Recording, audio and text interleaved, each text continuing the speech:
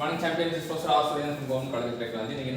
Toughness and toughness is the ability of a material to absorb energy without failure.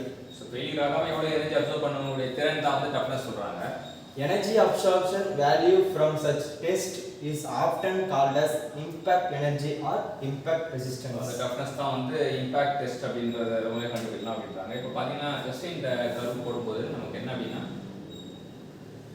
so area under the sustained curve up to fracture point இதுதான் வந்து toughness modulus of toughness அப்படி சொல்லலாம் இல்ல toughness கூட சொல்லுவாங்க சில புக்ல.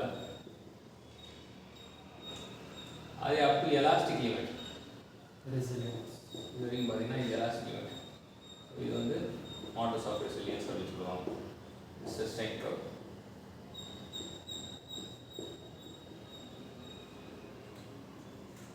அது load deformation curve up to elastic limit. இது வந்து this called as resilience சொல்றாங்க. up to fracture point இதுவரைக்கும் பாத்தீங்கன்னா it is called as toughness. So இங்கே என்ன தெரிஞ்சுக்கிட்டோம் அப்படின்னா லோடு டிஃபார்மேஷன் டயக்ராம் வந்து ரெசிலியன்ஸும் டஃப்னஸ் எடுத்துக்கலாம்.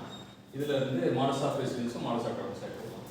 ஸோ இன்றைக்கி என்ன தெரிஞ்சுக்கிட்டோம் அப்படின்னா toughness load deformation diagram sustain diagram அதில் வந்து எப்படி டஃப்னஸும் மாடல்ஸ் ஆஃப் டஃப்னஸும் ரெசிலியன்ஸும் மாடல்ஸ் ஆஃப் ரெசிலியன்ஸ் கற்றுக்கிறதுன்னு பார்த்தோம். கற்றுக் கொடுத்த ஸ்ரீஜனுக்கு தேங்க்யூ சொல்லுவோம்.